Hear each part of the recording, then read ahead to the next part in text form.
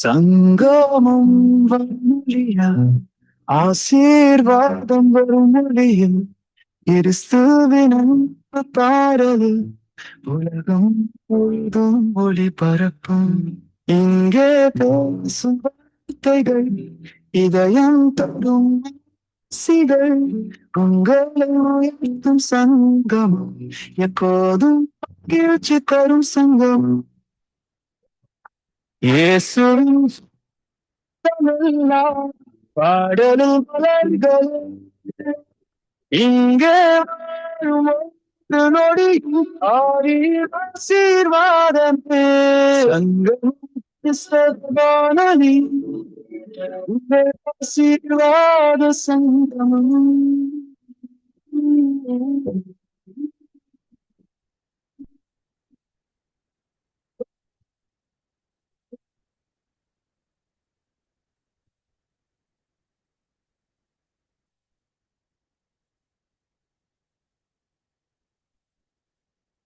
சங்கமம் கிறிஸ்தவ வானொலி உங்கள் ஆசீர்வாத சங்கமம்.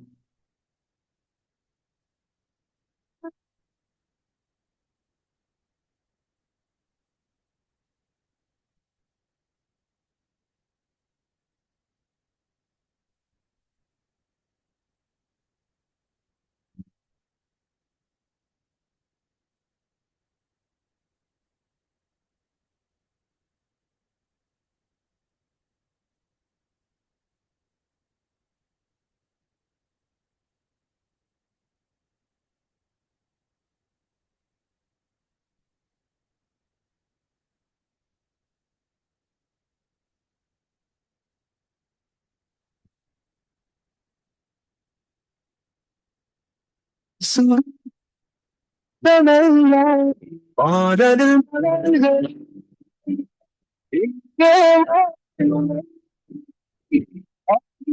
ஆசீர்வாதமே.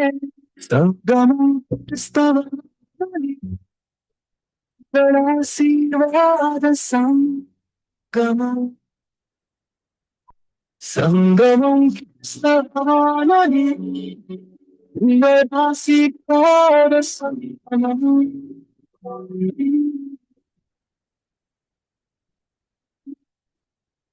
சங்கமம் உங்கள் ஆசீர்வாத சங்கமம்.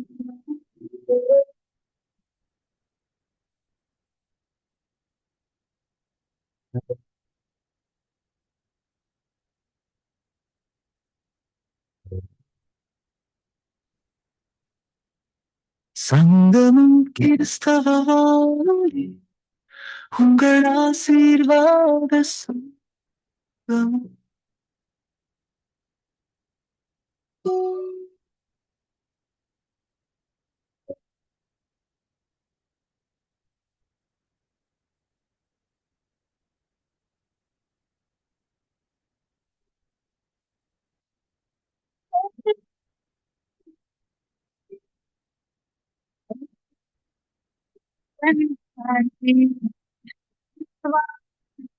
வந்தாரி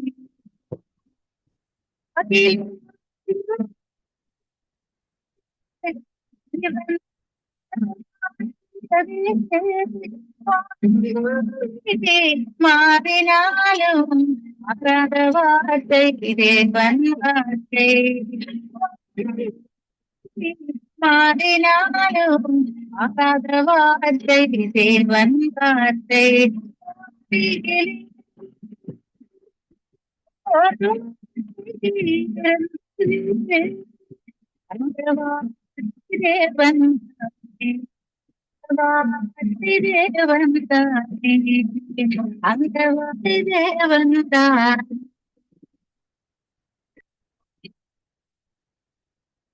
யோசுவா 13ஆம் அதிகாரம். யோசுவா வயது சென்று முதிர்ந்தவனான போது கர்த்தர் அவனை நோக்கி, நீ வயது சென்றவனும் முதிர்ந்தவனுமானாய் சுதந்தரித்துக் கொள்ள வேண்டிய தேசம் இன்னும் மகா விஸ்தாரமாய் இருக்கிறது.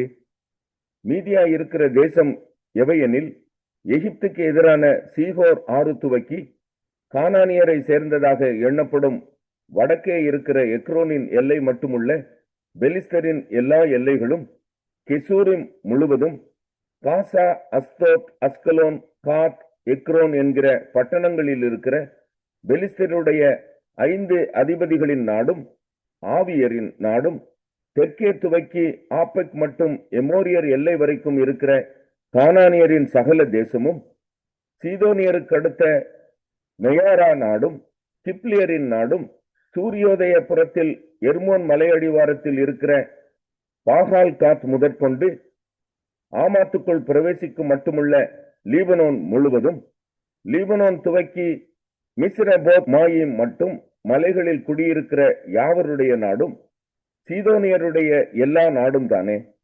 நான் அவர்களை இஸ்ரவேல் புத்திரருக்கு முன்பாக துரத்துவேன். நான் உனக்கு கட்டளையிட்டபடியே நீ இஸ்ரவேலுக்கு சுதந்திரமாக சீட்டுகளை மாத்திரம் போட்டு தேசத்தை பங்கிட வேண்டும்.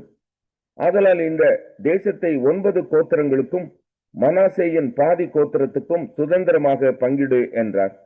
மனாசேயின் பாதி கோத்திரத்தாரும் ரூபனியரும் காத்தியரும் தங்கள் சுதந்திரத்தை அடைந்து தீர்ந்தது. அதை கர்த்தரின் தாசனாகிய மோசே யோர்தானுக்கு அப்புறத்தில் கிழக்கே அவர்களுக்கு கொடுத்தான். அர்னோன் ஆற்றங்கரையில் இருக்கிற ஆரோவேரும் நதியின் மத்தியில் இருக்கிற பட்டணமும் துவக்கி தீபோன் மட்டும் இருக்கிற மெதேபாவின் சமனான பூமி யாவையும், எஸ்போனில் இருந்து அம்மோன் புத்திரரின் எல்லை மட்டும் ஆண்ட எமோரியரின் ராஜாவாகிய சீகோனுக்குரிய சகல பட்டணங்களையும், கீலேயாத்தையும், கெசூரியர் மாகாத்தியருடைய எல்லையுள்ள நாட்டையும், எர்மோன் மலை முழுவதையும், அஸ்தரோத்திலும் எத்ரேயிலும் ஆண்டு மோசே முறிய அடித்து துரத்தின ராட்சதரில் மீதியாயிருந்த பாசானின் ராஜாவாகிய ஓகுக்கு சல்கா மட்டும் இருந்த பாசான் முழுவதையும் அவர்களுக்கு கொடுத்தான். இஸ்ரவேல் புத்திரரோ கெசூரியரையும் மாகாத்தியரையும் துரத்தி விடவில்லை. கெசூரியரும் மாகாத்தியரும் இந்நாள் வரைக்கும் இஸ்ரவேலின் நடுவே குடியிருக்கிறார்கள். லேவியரின் கோத்திரத்துக்கு மாத்திரம் அவன் சுதந்திரம் கொடுக்கவில்லை. இஸ்ரவேலின் தேவனாகிய கர்த்தர் அவர்களுக்கு சொன்னபடியே அவருடைய தகன பலிகளே அவர்களுடைய சுதந்திரம்.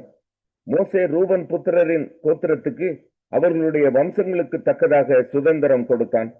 அர்னோன் ஆற்றங்கரையில் இருக்கிற ஆரோவேரும் ஆற்றின் மத்தியில் இருக்கிற பட்டணம் தொடங்கி மெதோபா வரைக்கும் உள்ள சமபூமி முழுவதும், சமபூமியில் இருக்கிற எஸ்போனும் அதன் எல்லா பட்டணங்களுமாகிய தீபோன், பாமோத் பாகால், பெத் பாகால், மெயோன், யாகசா, கெதேமோத், மேபாகாத், கீரியாத் தாமின், சிப்மா பள்ளத்தாக்கின் மலையில் உள்ள செரேத் சஹார், பெத் பெயோர், அஸ்தோத் பிஸ்கா, பெத் எசிமோத் முதலான சமபூமியில் உள்ள எல்லா பட்டணங்களும், எஸ்போனில் ஆண்டிருந்த சீகோன் என்னும் எமோரியருடைய ராஜாவின் ராஜ்யம் முழுவதும் அவர்கள் எல்லைக்குள்ளாயிற்று.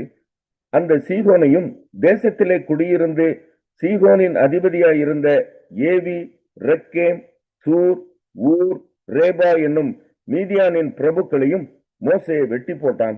இஸ்ரவேல் புத்திரர் வெட்டின மற்றவர்களோடும் கூட பேயோரின் குமாரனாகிய பாலாம் என்னும் குறி சொல்லுகிறவனையும் பட்டயத்தினால் வெட்டி போட்டார்கள். அப்படியே யோர்தானும் அதற்கடுத்ததும் ரூபன் புத்திரரின் எல்லையாயிற்று. இந்த பட்டணங்களும் இவைகளின் கிராமங்களும் ரூபன் புத்திரருக்கு அவர்கள் வம்சங்களின்படி வந்த சுதந்திரம். காத் புத்திரரின் கோத்திரத்துக்கு மோசே அவர்கள் வம்சங்களுக்கு தக்கதாக கொடுத்தது என்னவெனில், யாசேரும் கீலேயாத்தின் சகல பட்டணங்களும், ரபாவுக்கு எதிரே இருக்கிற ஆரோவேர் மட்டுமுள்ள அம்மோன் புத்திரரின் பாதி தேசமும், எஸ்போன் துவக்கி ராமத் மிஸ்பே மட்டும் பெத்தோனியும் வரைக்கும் இருக்கிறதும், மக்னாயும் துவக்கி தெபேரின் எல்லை மட்டும் இருக்கிறதும், எஸ்போனின் ராஜாவாகிய சீகோனுடைய ராஜ்யத்தின் மற்ற பங்காகிய பள்ளத்தாக்கில் இருக்கிற பெத்தாராமும், பெத் நிம்ராவும், சுக்கோத்தும், சாப்போனும், யோர்தான் மட்டும் இருக்கிறதும், கிழக்கே யோர்தானின் கரையோரமாய் கின்னரேத் கடலின் கடையாந்தர மட்டும் இருக்கிறதும் அவர்கள் எல்லைக்குள்ளாயிற்று. இந்த பட்டணங்களும் இவைகளின் கிராமங்களும் காத் புத்திரருக்கு அவர்களுடைய வம்சங்களின்படி வந்த சுதந்திரம். மனாசே புத்திரரின் பாதி கோத்திரத்துக்கும் மோசே அவர்கள் வம்சத்துக்கும் தக்கதாக கொடுத்தான். மக்னாயும் துவக்கி பாசானின் ராஜாவாகிய ஓகின் முழு ராஜ்யமாய் இருக்கிற பாசான் முழுவதும், பாசானில் உள்ள யாவீரின் சகல ஊர்களுமான 60 பட்டணங்கள் அவர்கள் எல்லைக்குள்ளாயிற்று. பாதி கீலேயத்தையும் பாசானிலே அஸ்தரோத், எத்ரேயி என்னும் ஓகு ராஜ்யத்தின் பட்டணங்களையும் மனாசேயின் குமாரனாகிய மாகீரின் புத்திரர் பாதி பேருக்கு அவர்களுடைய வம்சங்களின்படியே கொடுத்தான். மோசே கிழக்கே எரிகோவின் அருகே யோர்தானுக்கு அக்கறையில் இருக்கிற மோவாபின் சமனான வெளிகளில் சுதந்திரமாக கொடுத்தவைகள் இவைகளே. லேவி கோத்திரத்திற்கு மோசே சுதந்திரம் கொடுக்கவில்லை. இஸ்ரவேலின் தேவனாகிய கர்த்தர் அவர்களுக்கு சொல்லி இருக்கிறபடி. ஏசாயா 17 அதிகாரம். தமஸ்குவின் பாரம். இதோ, தமஸ்குவானது நகரமாய் இராமல் தள்ளப்பட்டு பாழான மண்மேடாகும்.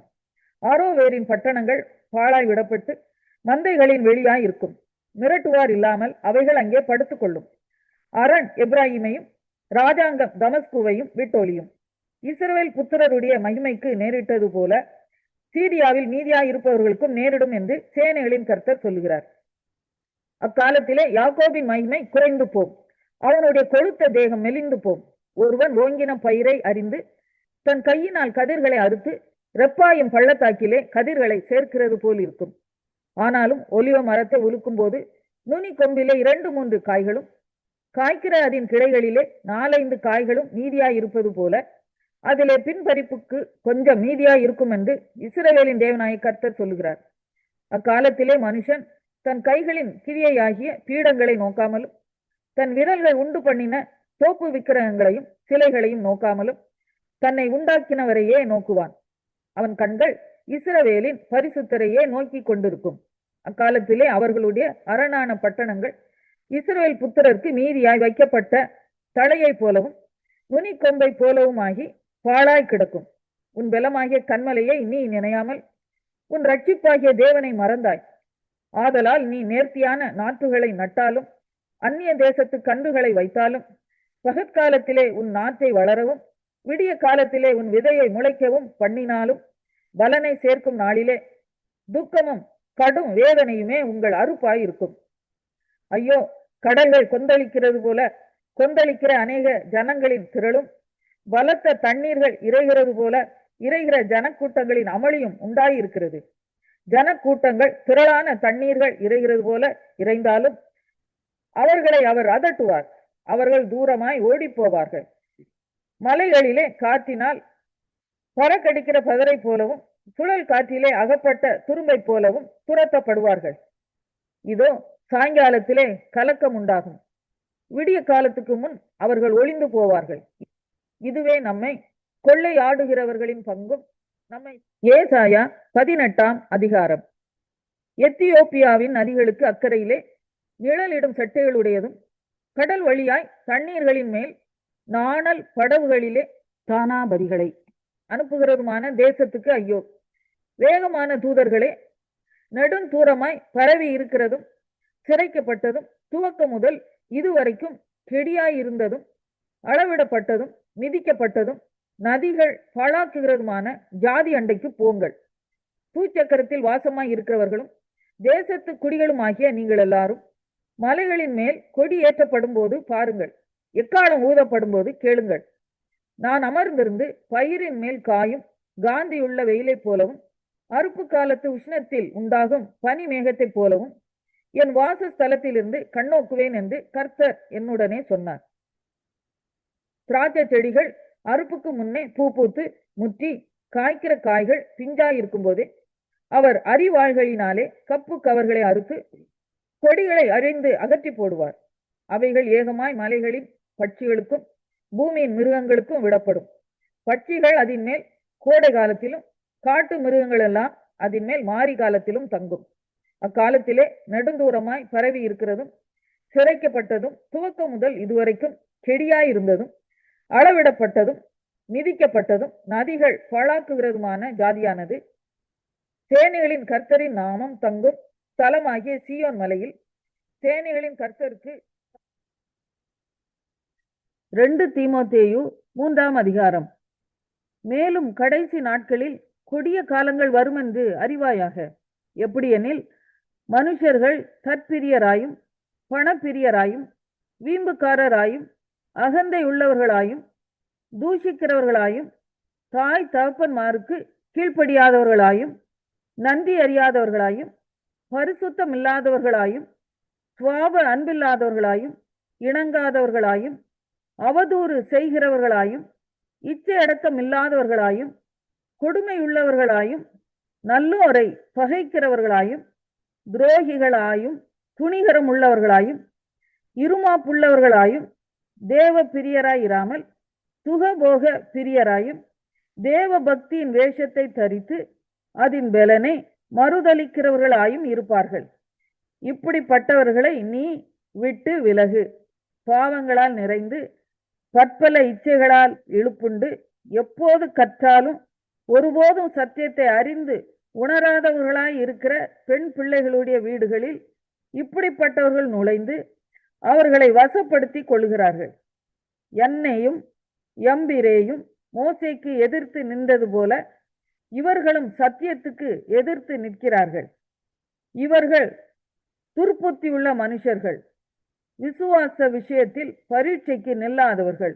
ஆனாலும் இவர்கள் அதிகமாய் பலப்படுவதில்லை. அவ்விருவருடைய மதிகேடு எல்லாருக்கும் வெளிப்பட்டது போல இவர்களுடைய மதிகேடும் வெளிப்படும். நீயோ என் போதகத்தையும் நடக்கையையும் நோக்கத்தையும் விசுவாசத்தையும் நீடிய சாந்தத்தையும் அன்பையும் பொறுமையையும் அந்தியோகியா இக்கோனியா லீஸ்திரா என்னும் பட்டணங்களில் எனக்கு உண்டான துன்பங்களையும் பாடுகளையும் நன்கு அறிந்திருக்கிறாய். எவ்வளவோ துன்பங்களை சகித்தேன். இவை எல்லாவற்றினின்றும் கர்த்தர் என்னை நீங்களாக்கி விட்டார். அன்றியும் கிறிஸ்து இயேசுக்குள் தேவ பக்தியாய் நடக்க மனதாய் இருக்கிற யாவரும் துன்பப்படுவார்கள். பொல்லாதவர்களும் எத்தர்களும் ஆனவர்கள் மோசம் போகிறவர்களாகவும் இருந்து மென்மேலும் கேடு உள்ளவர்களாவார்கள். நீ கற்று நிச்சயித்து கொண்டவைகளில் நிலைத்திரு. அவைகளை இன்னாரிடத்தில் கற்றாய் என்று நீ அறிந்திருக்கிறதும் அல்லாமல் கிறிஸ்து இயேசுவை பற்றும் விசுவாசத்தினாலே உன்னை ரட்சிப்புக்கு ஏற்ற ஞானமுள்ளவனாக்கத்தக்க பரிசுத்த வேத எழுத்துக்களை நீ சிறு வயது முதல் அறிந்தவன் என்றும் உனக்கு தெரியும். வேத வாக்கியங்கள் எல்லாம் தேவ ஆவியினால் அருளப்பட்டு இருக்கிறது. தேவனுடைய மனுஷன் தேறினவனாகவும் எந்த நற்கிரியையும் செய்ய தகுதி உள்ளவனாகவும் இருக்கும்படியாக அவைகள் உபதேசத்துக்கும் கடிந்து கொள்ளுதலுக்கும் சீர்திருத்தலுக்கும் நீதியை படிப்பிக்குதலுக்கும். 2 தீமோத்தேயு 4ஆம் அதிகாரம். நான் தேவனுக்கு முன்பாகவும் உயிரோடு இருக்கிறவர்களையும் மரித்தவர்களையும் நியாயம் தீர்க்க போகிற கர்த்தராகிய இயேசு கிறிஸ்துக்கு முன்பாகவும் அவருடைய பிரசன்னமாகுதலையும் அவருடைய ராஜ்யத்தையும் சாட்சியாக வைத்து கட்டளையிடுகிறதாவது, சமயம் வாய்த்தாலும் வாய்க்காவிட்டாலும் ஜாக்கிரதையாய் திருவசனத்தை பிரசங்கம் பண்ணு. எல்லா நீடிய சாந்தத்தோடும் உபதேசத்தோடும் கண்டனம் பண்ணி கடிந்து கொண்டு புத்தி சொல்லு.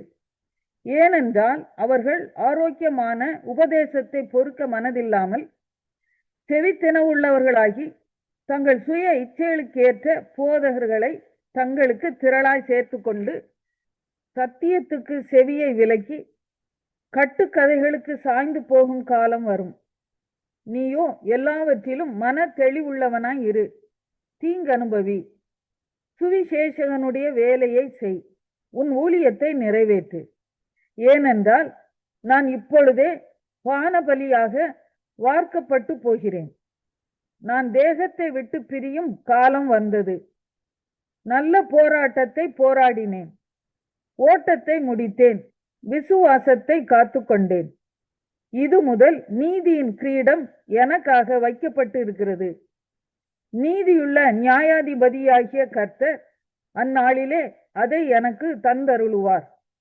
எனக்கு மாத்திரமல்ல, அவர் பிரசன்னமாகுதலை விரும்பும் யாவருக்கும் அதை தந்தருளுவார். நீ சீக்கிரமா என்னிடத்தில் வரும்படி ஜாக்கிரதைப்படு. ஏனென்றால் தேமா இப்பிரபஞ்சத்தின் மேல் ஆசை வைத்து என்னை விட்டு பிரிந்து தெசலோனிக்கே பட்டணத்துக்கு போய்விட்டான். கிரெஸ்கே கலாத்தியா நாட்டிற்கும் தீத்து தல்மாத்தியா நாட்டிற்கும் போய்விட்டார்கள். லூக்கா மாத்திரம் என்னோடே இருக்கிறான். மார்க்குவை உன்னோடே கூட்டிக் கொண்டு வா. ஊழியத்தில் அவன் எனக்கு பிரயோஜனம் உள்ளவன். தீகுக்குவை நான் எபேசுவுக்கு அனுப்பினேன். துரோவா பட்டணத்தில் இருக்கிற கார்ப்பு என்பவன் வசத்தில் நான் வைத்து வந்த மேலங்கியையும் புஸ்தகங்களையும் விசேஷமாய் தோற்சுருள்களையும் நீ வருகிற போது எடுத்துக்கொண்டு வா. கண்ணானாகிய அலெக்சந்தர் எனக்கு வெகு தீமை செய்தான். அவனுடைய செய்கைக்கு தக்கதாக கர்த்தர் அவனுக்கு பதில் அளிப்பாராக. நீயும் அவனை குறித்து எச்சரிக்கையாய் இரு. அவன் நம்முடைய வார்த்தைகளுக்கு மிகவும் எதிர்த்து நின்றவன். நான் முதல் விசை உத்தரவு சொல்ல நிற்கையில் ஒருவனும் என்னோட கூட இருக்கவில்லை. எல்லாரும் என்னை கைவிட்டார்கள். அந்த குற்றம் அவர்கள் மேல் சுமராதிருப்பதாக. கர்த்தரோ எனக்கு துணையாக நின்று என்னாலே பிரசங்கம் நிறைவேறுகிறதற்காகவும் புற ஜாதியார் எல்லாரும் கேட்கிறதற்காகவும் என்னை பலப்படுத்தினார். சிங்கத்தின் வாயிலிருந்தும் நான் ரட்சிக்கப்பட்டேன். கர்த்தர் எல்லா தீமையினின்றும் என்னை ரட்சித்து தம்முடைய பரம ராஜ்யத்தை அடையும்படி காப்பாற்றுவார். அவருக்கு சதா காலங்களிலும் மகிமை உண்டாவதாக. ஆமேன். பிரிஸ்காளுக்கும் ஆக்கில்லாவுக்கும் ஒனேசிப்போருவின் வீட்டாருக்கும் என் வாழ்த்துதலை சொல்லு. எரஸ்து கொரிந்து பட்டணத்தில் இருந்து விட்டான். துரோபீமுவை மிலேத்துவில் வியாதிப்பட்டவனாக விட்டு வந்தேன். மாரி காலத்துக்கு முன் நீ வந்து சேரும்படி ஜாக்கிரதைப்படு. ஐபுலுவும் புதேஞ்சும் லீனுவும் கலவுதியாளும் மற்றெல்லா சகோதரரும் உனக்கு வாழ்த்துதல் சொல்லுகிறார்கள். கர்த்தராகிய இயேசு கிறிஸ்து உன் ஆவியுடனே கூட இருப்பாராக.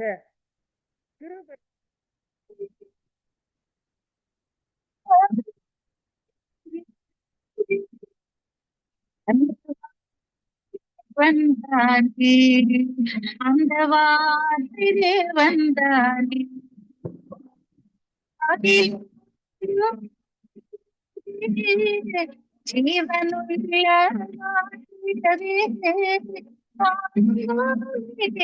மாறினாலும் அகாத வார்த்தை தேவன் வார்த்தை. மாறினாலும் ஆகாத வார்த்தை தேவன் வார்த்தை.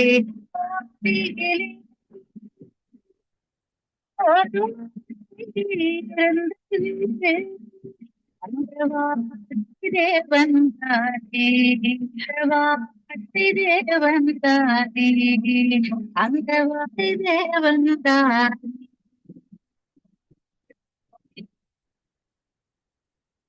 கிறிஸ்துவுக்குள் அன்பான அன்பு உள்ளங்களை மீண்டுமாய் ஒரு புதிய வாக்குத்தத்தத்தோடு உங்களை நான் சந்திப்பதில் நான் மிக்க மகிழ்ச்சி அடைகிறேன்.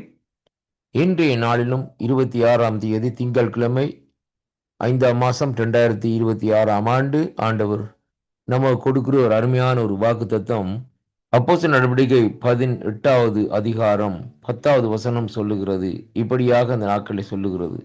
நான் உன்னுடனே கூட இருக்கிறேன், உனக்கு தீங்கு செய்யும்படிக்கு ஒருவனும் உன்மேல் கை போடுவதில்லை, அந்த பட்டணத்திலே எனக்கு அநேக ஜனங்கள் உண்டு என்று சொல்லி இந்த நாட்களிலே ஆண்டவர் இந்த வார்த்தையை பேசுகிறதை பார்க்கக்கூடியதாக இருக்கிறது.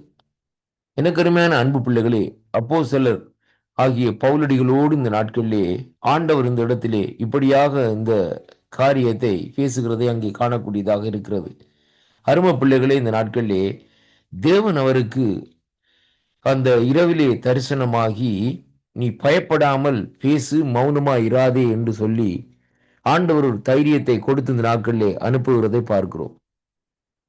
நம்முடைய ஆண்டவராகிய கர்த்தர் நமக்கு செய்யக்கூடிய ஒரு காரியம் என்னவென்றால், ஊழியத்துக்கு ஒருவரை அழைப்பாரா இருந்தால் அவர் இந்த நாட்களிலே அந்த ஊழியத்திலே அவர்களுடைய திட்டம், அவருடைய காரியங்கள் நிறைவேறும்படியாக தேவன் இந்த நாட்களிலே சரியான ஒரு திட்டத்தை இந்த நாட்களிலே போட்டு இந்த நாட்களிலே அவர்களுக்கு கொடுக்கிறதை அங்கே காணக்கூடியதாக இருக்கிறது. பவுலடிகளை இந்த நாட்களிலே தமஸ்குவுக்கு போகிற வேளையிலே என் ஆண்டவராகிய இயேசு கிறிஸ்து இந்த நாட்களை சந்திக்கிறார். அவர் தெரிந்தெடுத்த ஒரு மகத்துவமான பாத்திரமாக இந்த நாட்களிலே பவுலடிகள் இருக்கிறதை காணக்கூடியதாக இருக்கிறது. அருமை பிள்ளைகளே, இந்த நாட்களிலே தன்னுடைய திட்டத்தை செய்யும்படியாக அழைத்த தேவன் அங்கே இந்த நாட்களிலே பவுலடிகளோடு கூட இருந்து இந்த நாட்களிலே கற்றுக் கொடுக்கிறதை அங்கே காணக்கூடியதாக இருக்கிறது.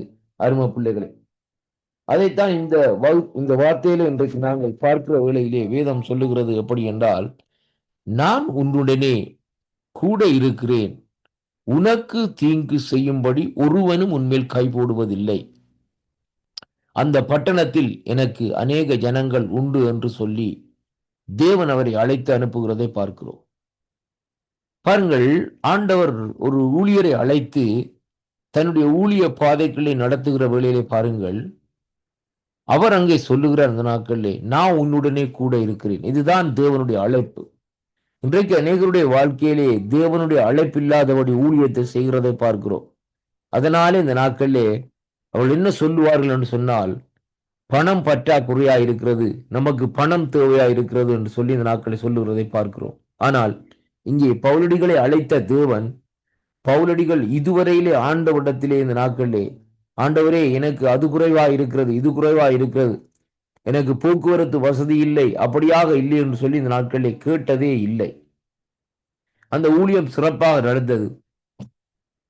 கர்த்தருடைய கரம் அவரோடு கூட இருந்து நடத்தினதை அங்கே காணக்கூடியதாக இருக்கிறது. அருமையான அன்பு பிள்ளைகளே, இந்த வேத வார்த்தையின் அடிப்படையில் நாங்கள் பார்க்கிற வேளையிலே ஒரு உண்மையாக தேவனால் அழைக்கப்பட்ட ஒரு உண்மை உள்ள ஊழியக்காரன் எதையும் இந்த நாட்களிலே எதிர்பார்க்க மாட்டான். ஏனென்றால் அவனுக்காக தேவன் எதையும் செய்ய தயாராக இருக்கிறார் என்பதைத்தான் இன்றைக்கு நாங்கள் அதுதான் அந்த உண்மையான அழைப்பு என்று சொல்லி இந்த நாட்களில் சொல்லப்படுகிறது. ரோமர்களின் நிறுவம் 8ஆம் அதிகாரத்தில் நாங்கள் பார்க்கிற வழியிலே வேதம் சொல்லுகிறது, அன்றியும் அவருடைய தீர்மானத்தின்படி அழைக்கப்பட்டவர்களுக்கு சகலமும் நன்மைக்கு ஏதுவாக நடக்குமாம் என்று சொல்லப்படுகிறதை பார்க்கிறோம். அப்படியானால் தேவன் தன்னுடைய ஊழிய பாதையிலே ஊழியத்துக்காக ஒருவரை அழைத்திருப்பாராயிருந்தால் கர்த்தர் அவனை முடிவு பரியந்தம் காப்பாற்றி நடத்த தேவன் வல்லவராயிருக்கிறார். அது மட்டுமல்ல, அவனுடைய தேவைகள், அவனுடைய எல்லா காரியங்களையும் அவர் சந்திக்க இந்த நாட்களிலே வல்லவராயிருக்கிறார் என்பதைத்தான் இந்த வார்த்தை ஊடாக இன்றைக்கு நாங்கள் பார்க்க வேண்டும். அதனாலே தேவன் நம்மை அழைத்திருக்கிறார் என்ற ஒரு நிச்சயத்தை நாங்கள் முதலாவதாக அறிந்திருக்க வேண்டும். அந்த நிச்சயம் நமக்கு இருக்குமா இருந்தால்தான் கர்த்தருடைய ஊழியத்தை நாங்கள் தைரியமாக செய்து முடிக்க முடியும். அருமை பிள்ளைகளே, அதை விட்டுவிட்டு எல்லாரும் ஊழியம் செய்கிறார்கள் என்று நாங்கள் ஊழியத்தை செய்வோமா இருந்தால் இந்த நாட்களிலே சில வேளைகளிலே நம்முடைய வாழ்க்கையிலே பெரிய நெருக்கங்கள், துன்பங்களை சந்திக்க வேண்டிய நிலைப்பாட்டிலே இந்த நாட்களிலே வருவோம். அதனாலே கர்த்தருடைய பாதத்திலே அமர்ந்திருந்து ஆண்டவரிடத்திலே கேளுங்கள், ஆண்டவரே எனக்கு வைக்கப்பட்ட ஊழியம் என்ன, அந்த ஊழியத்தை செய்வதற்கு நீர் என்னோடு கூட இருந்து உதவி செய்வீரா என்று கேட்கிற வேளையிலே, ஜெபம் பண்ணுகிற வேளையிலே கர்த்தர் அதை செய்து முடிக்க வல்லவராயிருக்கிறார். ஆண்டவர் தாமே இந்த வாக்குத்தத்தங்கள் ஊடாக உங்களை ஆசீர்வதிப்பாராக. உங்கள் ஊழிய அழைப்பை தெரிந்து கொள்ளுங்கள். கர்த்தர் உங்களோடு கூட இருப்பாராக. ஆமென்.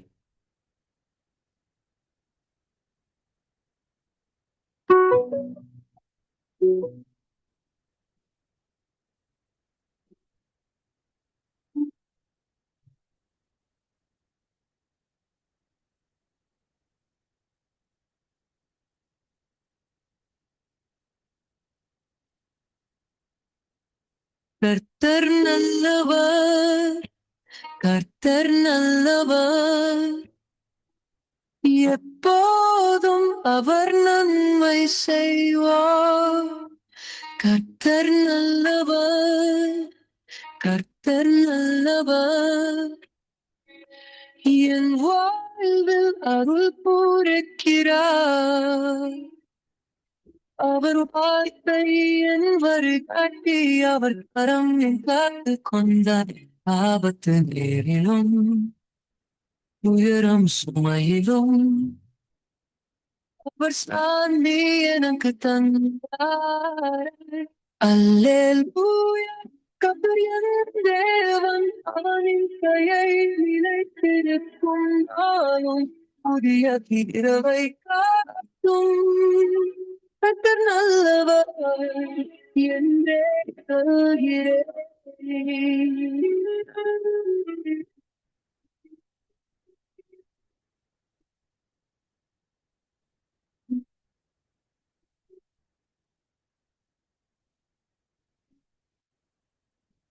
நாமமே உயர்த்துவேன்.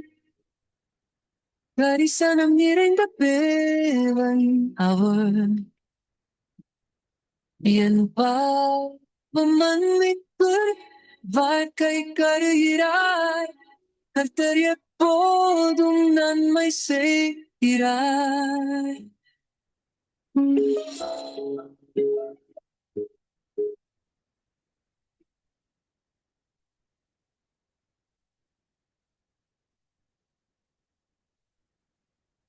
அல்லேலூயா, கர்த்தர் என்று தயை நிலைத்திருக்கும் நாளும் புதிய கிருபை காட்டும்.